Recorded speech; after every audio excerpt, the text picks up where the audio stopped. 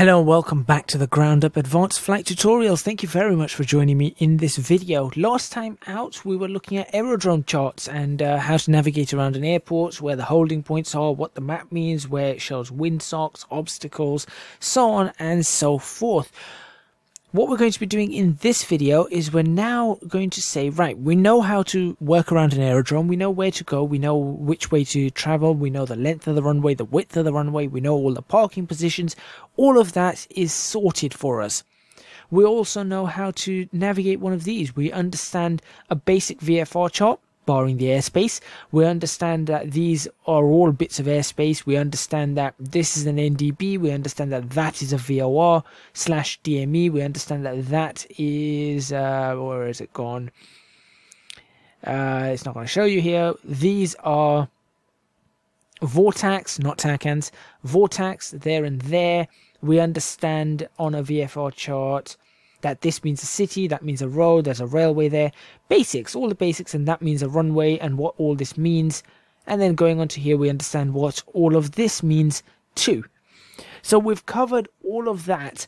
Now we need to do something a little bit more important. And this actually ties in very nicely to a question I was asked yesterday, I think. Someone left a comment on one of the older lessons yesterday talking about how would they file something like the solo flight we did. It was on the solo flight number 1.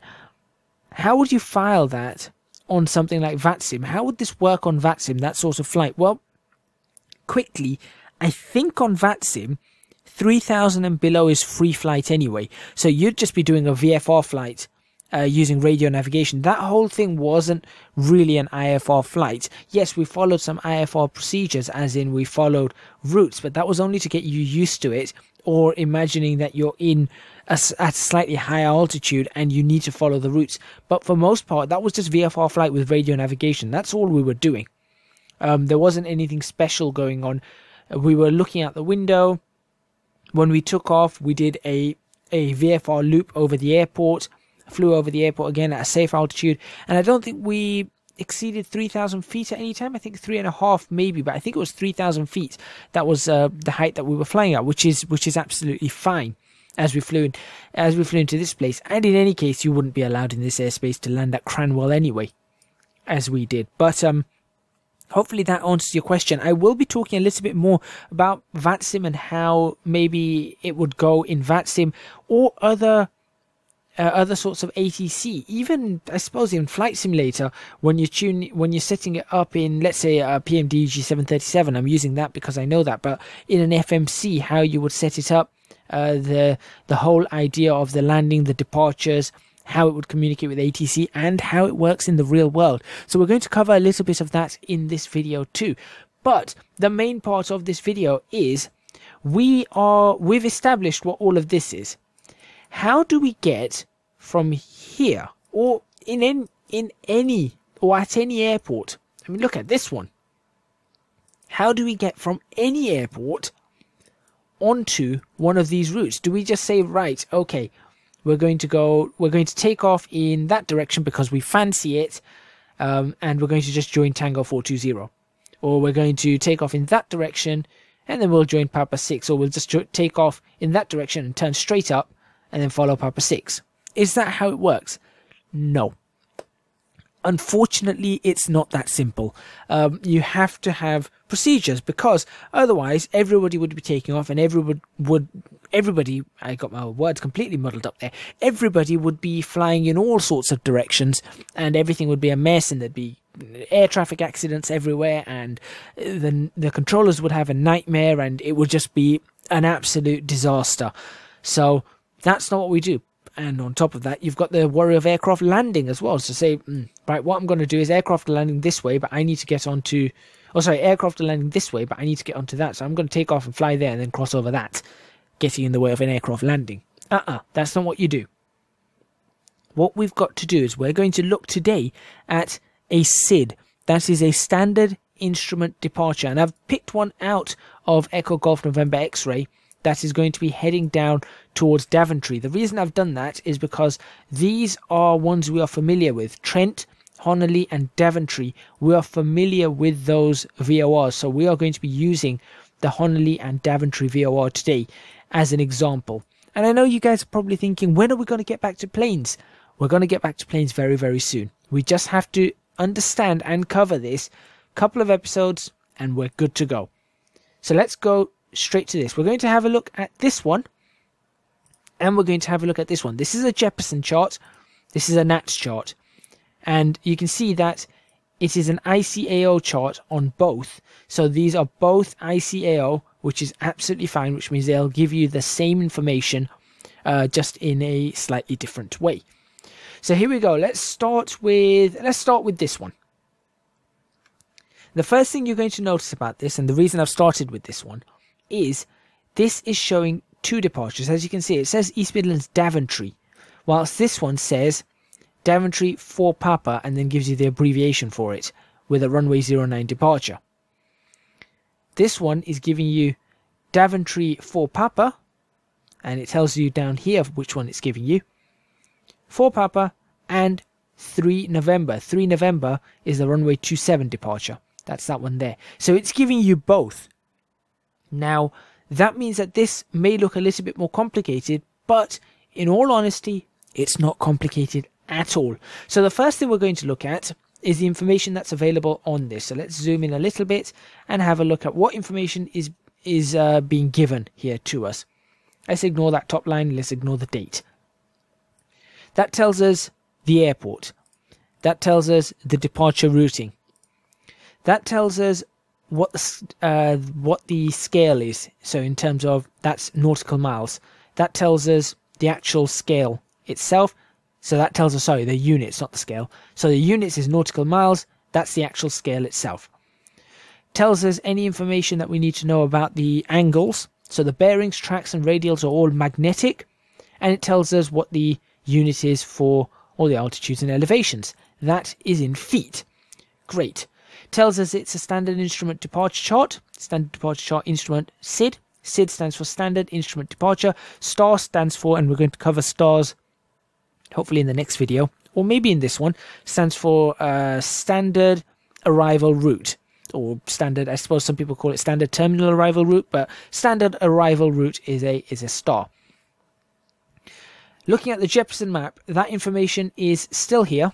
We've got the ICAO code right there and the airport, so EGNX, East Midlands.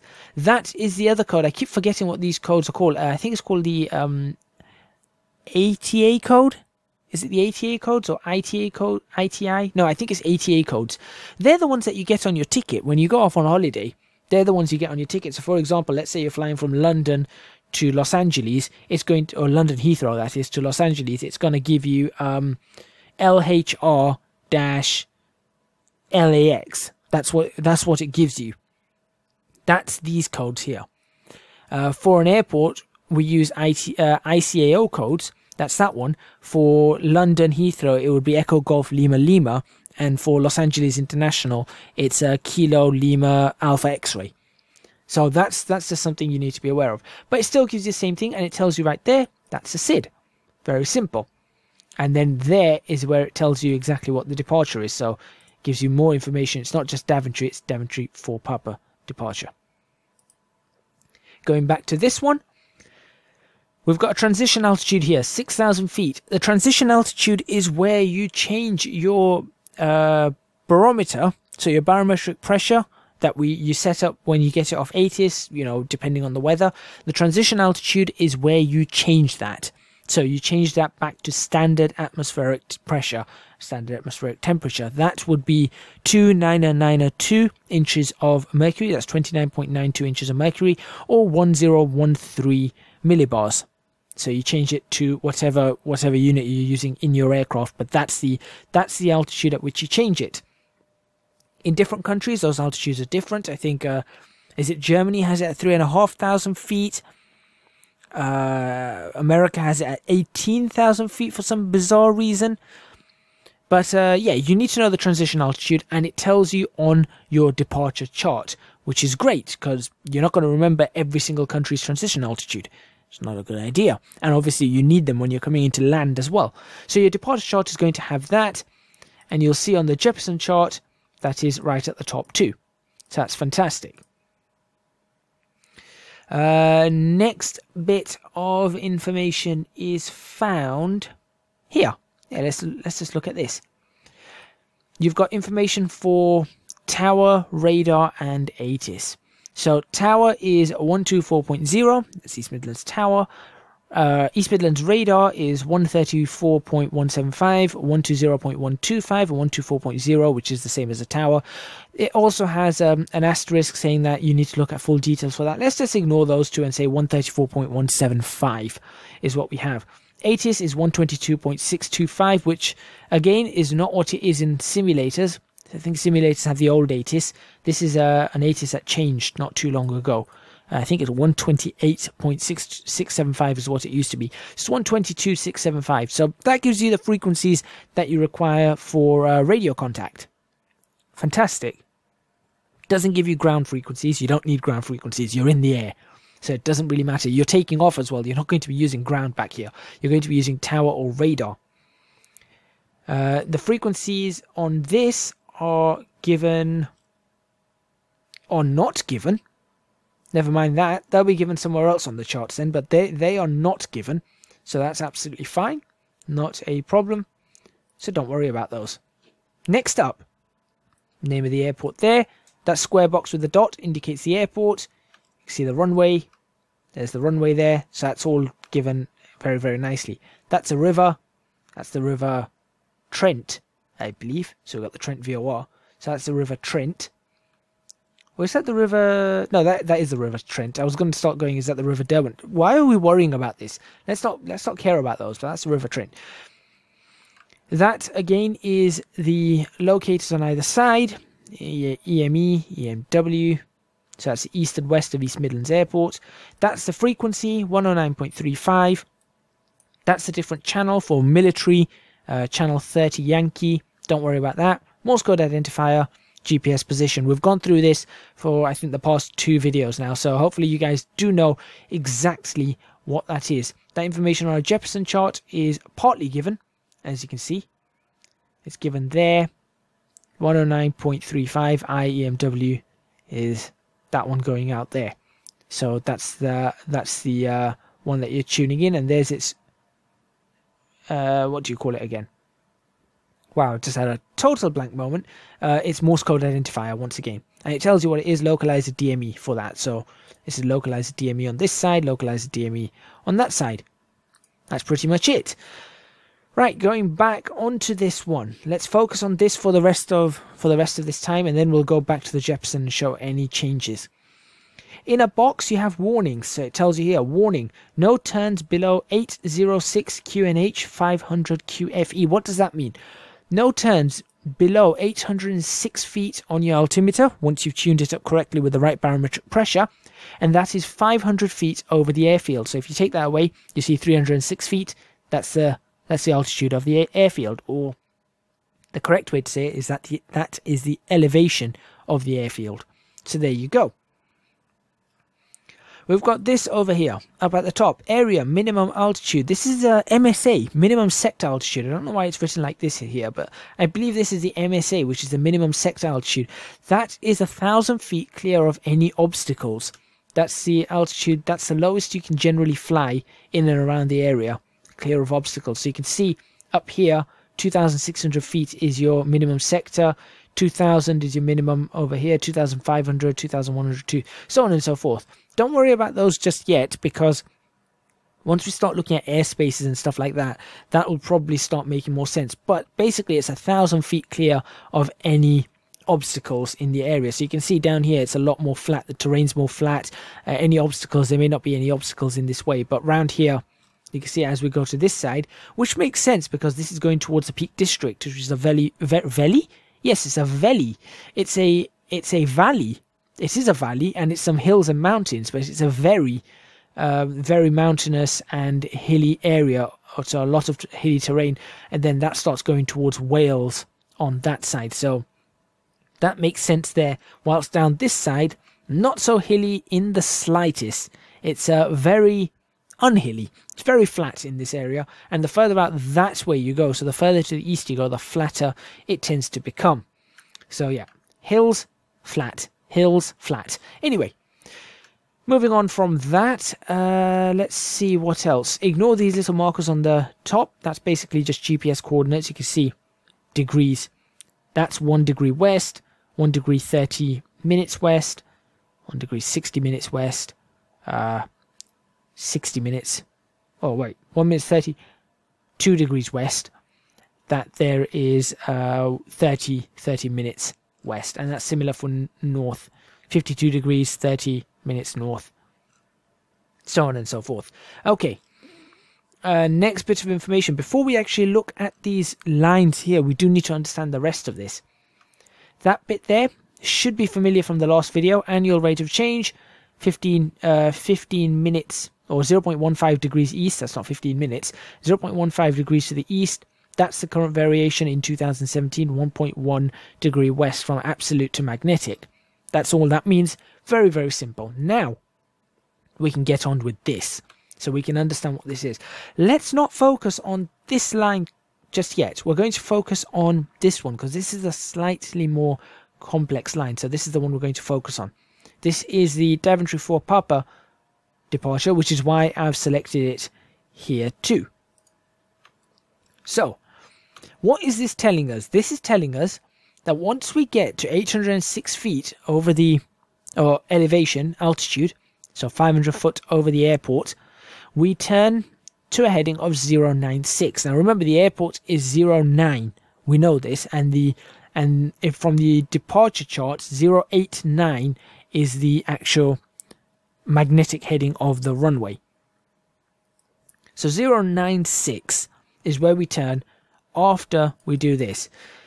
At 2 miles on the DME, so we have the DME tuned in, at 2 miles from the DME of East Midlands, on this west side, we turn to a heading of 134. Now we don't turn that way to 134. Sometimes that happens. There are situations where you have to loop around in such a fashion. This is basically turn right, heading 134, until we get to distance marker 5 nautical miles on the DME. At this point, we intercept the Honolly VOR. The 040 radial on the Honolly VOR is what we're intercepting. That tells you your track, that tells you the radial, that tells you the track that you're going to be on. So turn right to intercept the Honolly VOR, the Honolly 040 radial, which means you'll be tracking 220 degrees. So if you look over here, there's Honolly, and you can see that that line, if you were to extend that line would go straight through Honolly. So that's what that is right there. Now, there's other information there. It tells you here that at 30 nautical miles from Honolly, so we're no longer tuned in on this, we don't have to worry about this anymore. At 30 nautical miles from Honolly, we should be above 3,000 feet. That's a 6% climb. So does it give us some climb information down at the bottom? No, it doesn't. The Jefferson chart does. That's a 6% climb, 3,000 feet. Don't worry about the 6% climb. You just know that as you're going out of here, you know you can roughly work it out for yourself. But that helps to maintain a nice stable climb. That shouldn't be a problem for anybody really, getting up to 3,000 feet by that point. We can get up to 3,000 feet in our little Piper by that point. We can get up to 3,000 feet. So we're completely okay. Now this line here means 3,000 or above. So 3,000 is the lower limit here. That's what that means.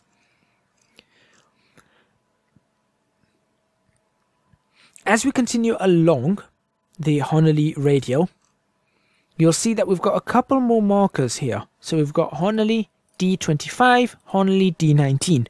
So this one makes sense because this one's pretty much the same as this one. Honolly distance marker 25, 6,000 or above.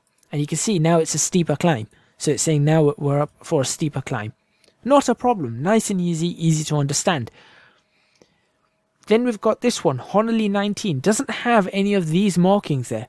What this means is that Honolly 19, you can see it starts turning.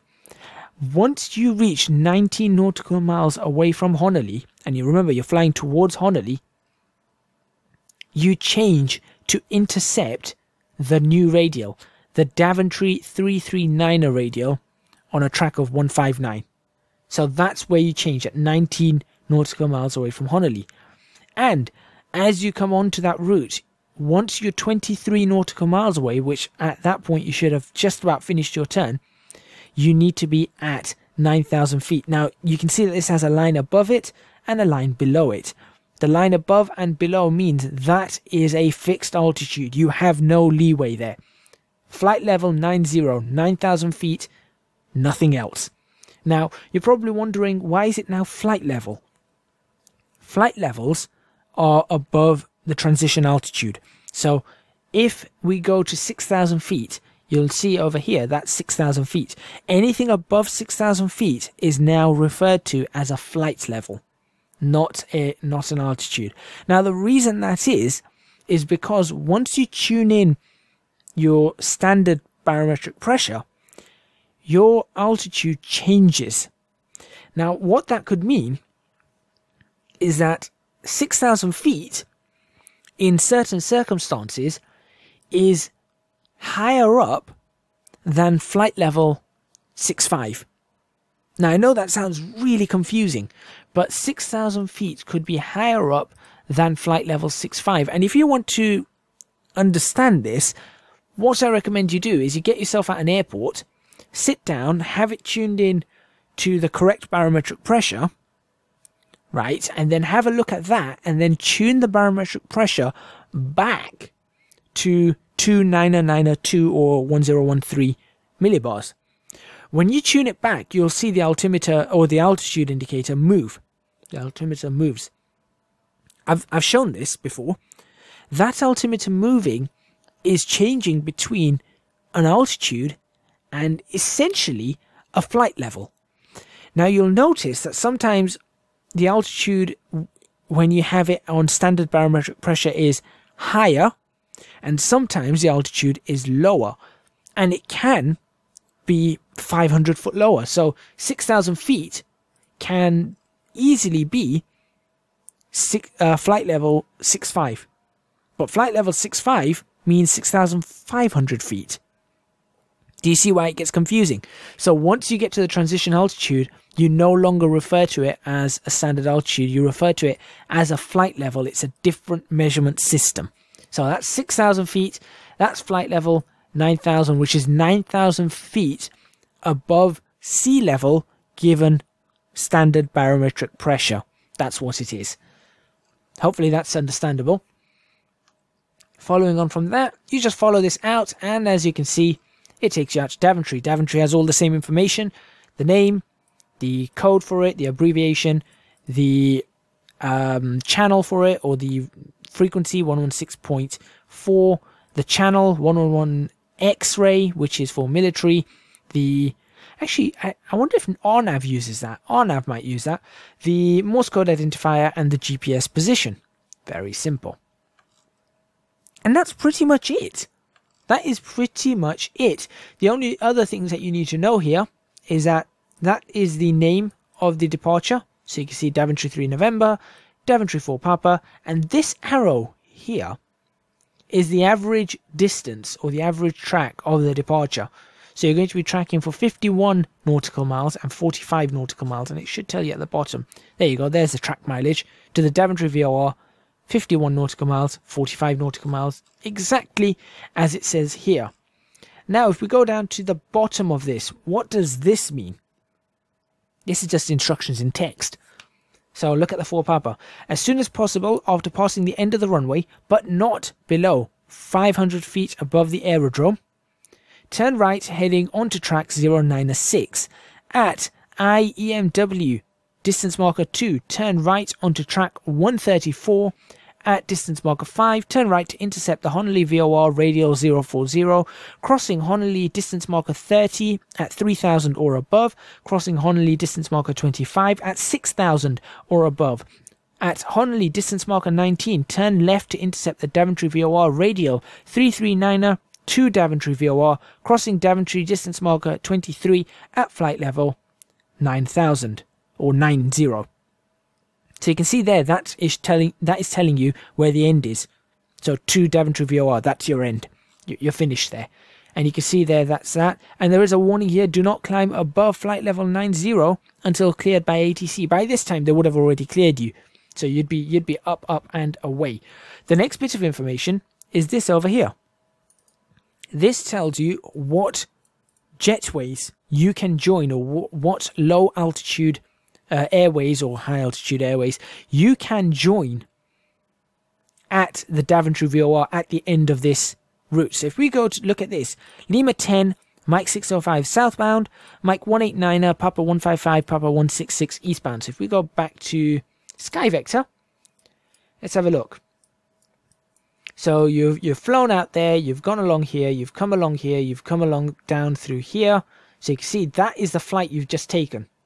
Up, round, that way, and then pretty much down like so. So you've actually stayed clear of all these jetways and been routed out correctly.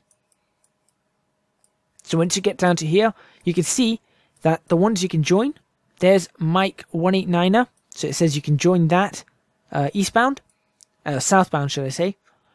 You can, sorry, Mike 605 is the one. Mike 605 southbound and Lima 10 southbound. You cannot join Lima 10 northbound or Mike 605 northbound. It tells you on that you can't join those northbound. Lima 10 Mike 605 is southbound. So from here you are going south or you are going east. Mike 189er, Papa 166, Papa 155. Those are the 1, 2, 3 that you can join eastbound. And those ones actually have arrows telling you that they only go eastbound. So there is no traffic that's going to be going in the opposite direction. That's pretty much it. That is essentially one of these. That's a SID. Now, someone said about how you would file one of these on VATSIM, for example. Well, given we don't know everything yet, we can't do a full flight plan, but the way you would do this on VATSIM is you'd be going, right, I want to fly from A to B. Let's say, I don't know, we're going to do a really odd flight. Let's go from Nottingham East Midlands Airport. East Midlands Airport. It says Nottingham. I wish I'd get rid of that. Echo Golf November X-Ray. And we're going to fly to Southampton. Yeah, why not? We're going to fly to Southampton, Echo Golf Hotel India. Fantastic. We might even do this flight as a solo flight number 2, so maybe get prepared. We will say on the flight plan, we'll say Echo Golf November X-Ray, Echo Golf Hotel India. So that way they know the starting airport and the destination airport, the initial and the destination. Fine. We then have to tell them that we want a SID out to get onto one of these VORs. You can't just jump onto one of these VORs to do an IFR flight. You have to follow a SID. Now that doesn't mean the SID's going to be followed by you, because they may vector you out. Now what vectors means is that they give you instructions to depart. So they may tell you to turn left here, turn right here.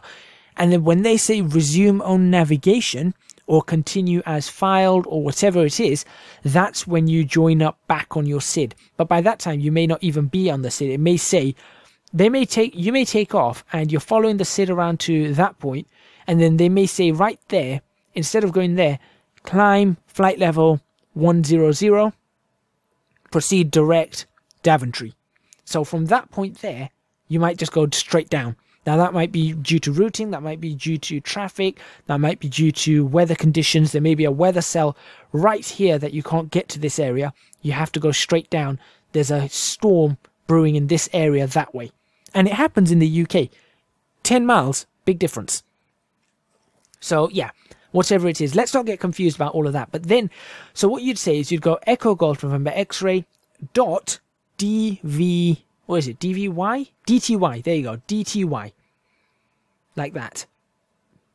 So what that tells you, or what that's telling the air traffic control, is that you want to leave from Echo Golf November X-Ray, which is where you are. You want to tell clearance. You want a SID, standard instrument departure, on Daventry. Now, depending on the conditions, they may give you, 4 Papa or 3 November. And then you'd say Mike 605, which is southbound. So you've got Mike 605, and let's see, how do we get to Southampton?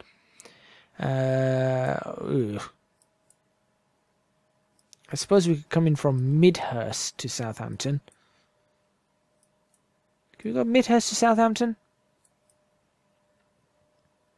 Yeah, let's do Midhurst to Southampton. So you'd go, so you'd have EG Echo Golf November X-ray dot Delta Tango Yankee Mike 605 Lima 610 Lima 610 Mike India Delta. Yeah, Mike India Delta, and then you'd probably go Echo Golf Hotel India because you don't have a star. And that's how you'd fly or file that flight plan. There's a whole bunch of information on VATSIM on this, so I do recommend you go check it out, and they'll give you all the information of how they want that information. But that is basically a flight plan. So that is telling air traffic control that you're here. You want to take off from here on a Daventry departure. You want to go to here, then you want to fly along this route is the route you want to fly along. Then you want to fly along this route to here. From here, you could just write star into there. So it says, right, you want to get there from here. We'll assign you a star. I don't know what the star is into Southampton. So you can do that. And that's basically how you fly a route. Again, 3,000 and below in VATSIM or on VATSIM, and I think also general VFR is free flight, so you don't even have to file that. You just say, right, where you are, where you're going to. I'm going from there to there. As a matter of fact, at that height, you could say, well, I'm going from there. Forget all of this. I'm just going to fly straight down to Southampton. I'm just going to tune in 113.35 and go straight down. That's what you're going to do. It's just a different way of saying things. Don't worry about it. It's not too much of a problem. Hopefully that gives you an understanding of standard instrument departures. Let's just quickly finish off by having a look at the Jefferson route and what's changed here. So forget this instructed about London control. We're not going to worry about that. And again, we're not going to worry about clearance deliveries and stuff like that. That's for way, way later. Max speed, that's one actually I didn't tell you. That's kind of important. But there is a maximum speed, as you can see. Below flight level 100 is a max speed of 250 knots. That's pretty much universal. Below 10,000 feet or flight level 100, 250 knots, unless you've been told otherwise. So that's that. This one here is giving you a little bit more information in terms of, it gives you an up altitude as well. So you can go above 3,000, but you cannot climb above flight level 90. So that's your between. Same there, between, and then that's an exact. And as you can see, those markers there, they're waypoints. So they're showing different waypoints. Gives you an idea of the radial as well. There's the average track mileage for there. Same warnings for you right there. But this one also requires minimum climb gradients of 6% until 3,000, 8% until 6,000 due to ATC purposes. And it tells you roughly at what speed, what you need to do on feet per minute. So you can see at 100 knots, you want to be doing 600 feet per minute as the climb up to 6,000, and then 800 feet per minute beyond that. So yeah, very, very simple. And there's the routing once again in text. So that's exactly the same routing. In fact, it's probably the exact same wording as well. Pretty much the same wording. Not exact, but pretty much the same wording. And that's a standard instrument departure chart. Hopefully that makes sense to you. They do have a weird sector thing here that between 180 and 090 for the airport, there's a different sector minimum. 2,700 over there, 2,500 all around there.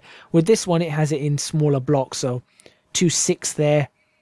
2.7 would actually be above that. So 2.6 there, 2,000, 2.5, 1.6, so on and so forth. But anyway, hopefully that has helped you. Thank you very much for watching. Please remember to hit the like button if you like this video. Subscribe to the channel for more videos on the ground up advanced flight tutorials. Leave a comment in the comments box below letting me know what you think. Next video, we're going to be looking at approaches, and let's see what we can do. So we're going to look at an approach. In fact, you know what I might do? I might look at a Southampton approach, just because that's what we were doing. But this is an East Midlands approach. So we look at an approach like that, and hopefully we'll be able to, since I don't have to explain all of this now, we'll know what this is. I'll be able to give you a quick explanation of what's going on there. Then we'd look at one of these initial runway approach procedures, and then we'd look at this, which is an instrument approach chart for a runway. And by the time we've done all of that, we'll be able to fly any aircraft out of point A, on an IFR departure, on IFR routes, on airways, and an IFR approach using a star down to any airport. Thank you very much for watching, and don't forget to support me on Patreon, www.patreon.com/ecgadget. That's all from me. I'll see you guys next time in the Ground Up Advanced Flight Tutorials.